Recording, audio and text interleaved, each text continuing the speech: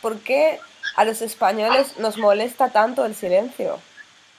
¿Por qué? Eh, bueno, porque, no sé, orígenes históricos ya nos llevarían No, muy no, lejos. no. Entonces Pero vamos a empezar en el presente y en el sí, presente, si tú, fíjate que cuando se hace un silencio en un grupo de hispanohablantes, la gente se pone tensa y alguien dice, uy, ha pasado un ángel. Y en conferencias que he dado a profesores de español en Alemania, por ejemplo, me acuerdo una colombiana muy graciosa que siempre decía, yo es que me pongo muy nerviosa, yo me pongo muy nerviosa cuando hay silencio. En general la gente lo interpreta como estamos en crisis, no tenemos nada que decirnos, alguien está enfadado, sí. alguien está triste. Es decir, es un síntoma de que algo anda mal.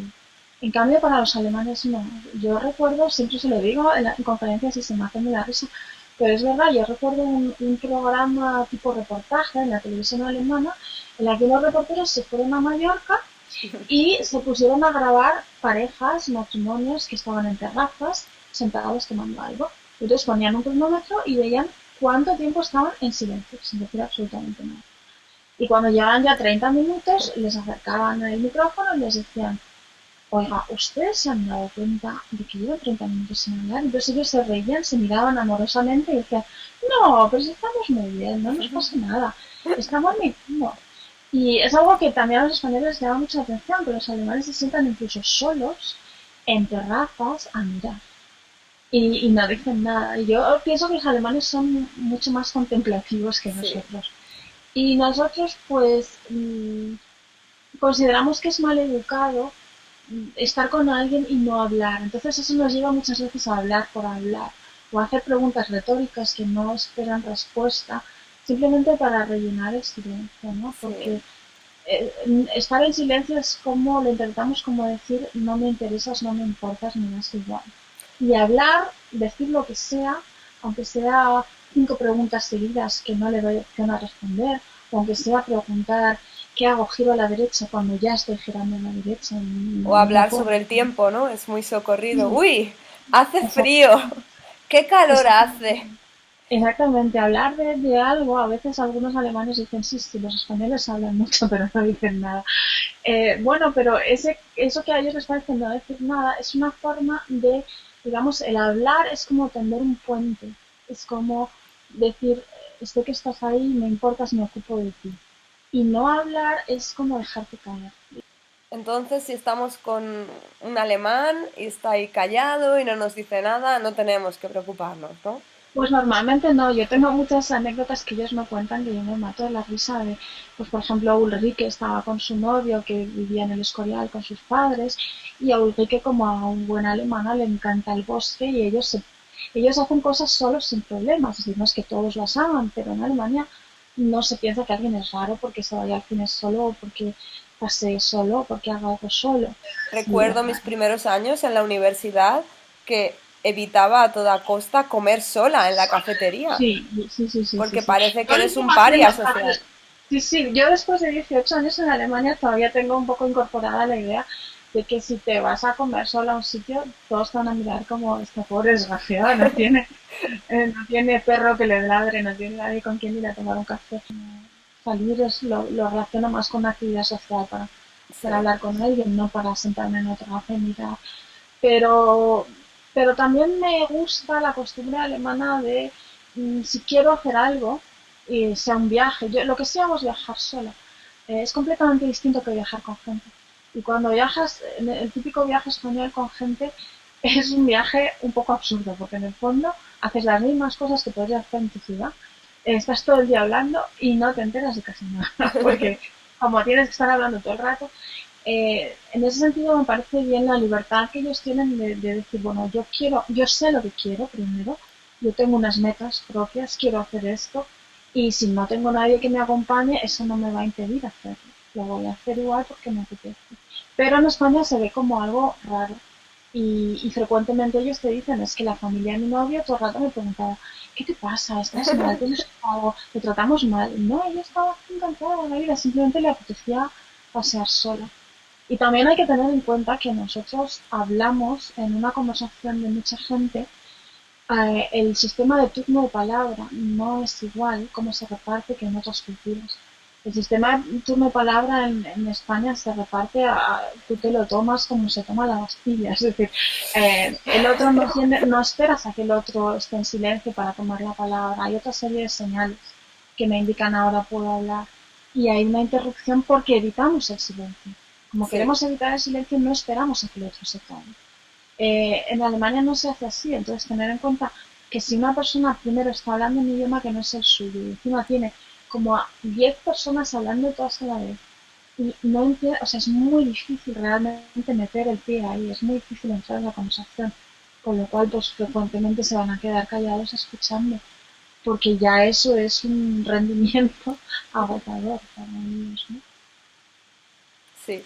Es una de las cosas que mis alumnos normalmente me comentan que tienen problemas porque no saben cuándo pueden hablar, ¿no? Y Muy difícil. así que creo que es algo que los profesores de español debemos transmitir también en nuestras clases para que cuando se encuentren con hablantes nativos, ¿sí, no? Hombre, para lo que sí es aconsejable, también es cierto que los alemanes en general tienden a salir en grupos más pequeños. Nosotros tendemos a salir en grupos de mucha gente. El primer consejo que yo les daría es que traten en la medida de lo posible de salir en grupos de dos, tres personas no más, porque si no realmente les va a ser mucho más difícil participar en la conversación. Bueno, tienen que observar cómo los demás toman la palabra, observar si encuentran alguna regla, que a veces no la hay, porque realmente, en teoría, lo que dicen los lingüistas que estudian eso es que hay una serie de señales en español, o en España al menos, que indican que ya puedes tomar la palabra, que son que empiezo a no decir contenido nuevo, empiezo a repetir, simplemente empiezo a decir, bueno, pues hay una serie de señales que indican te estoy dando el relevo, estoy en el fondo pidiendo, di algo porque yo ya no tengo nada que decir. Eso es la teoría, pero luego si te pones a analizar, la verdad es que nos interrumpimos en media resto de casi Sí, cuando el otro no ha terminado de contar la historia. Interrumpir está muy mal visto, sí, muy, muy, muy mal visto y en España es lo normal, si no interrumpes no hablas. exacto. Con lo cual tienen que atreverse a interrumpir porque si no, no van a hablar nunca. Pero yo entiendo que les cueste porque uno tiene la sensación de estar siendo muy mal educado. Y al Entonces, revés, para nosotros, cuando hablamos con personas con una pues cultura más de la distancia, es al revés. Tenemos que aprender a contenernos y no interrumpir. Y a veces cuesta porque cuando la persona hace una pausa, porque te está sí, contando la historia, tú piensas que ha acabado. Porque sí, nosotros asociamos el silencio a que la historia se ha acabado. Pero sí. no, es una pausa. Y ese es mi problema a veces, ¿no? Porque dices, uy, hay silencio, pues hablo yo, ¿no? A veces no Sí. han terminado. Me está gustando mucho cómo está quedando la entrevista y me gustaría un poco saber qué consejos le darías a un español que va a vivir a un país con cortesía de la distancia y a un alemán que va a vivir a un país de cortesía positiva. Bueno, en general, a ver, es que resumir consejos no me gusta mucho porque todo lo que se resume mucho en el campo este frecuentemente se entiende mal. Es necesario precisarlo mucho, matizarlo mucho y bueno, creo que a través de las historias que hemos oído, pues la gente se hará una idea, ¿no? Y aparte depende mucho también del carácter de cada uno. Es decir, hay alemanes que son típicamente alemanes y hay alemanes que son absolutamente atípicos. Entonces, cada persona, pues tiene que particularizar esos consejos para sí mismo. Pero en general, pues en cuanto a la cortesía, los españoles, pues en Alemania tienen que fijarse más en que hay que respetar mucho el terreno del otro, ser mucho más cuidadoso a la hora de respetar reglas y con mucha más exactitud, ¿no?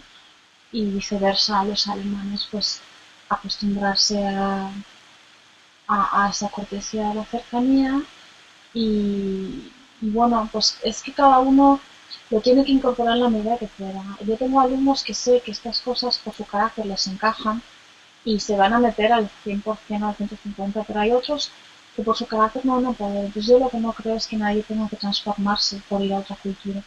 porque lo que uno no puede es dejar de ser uno mismo.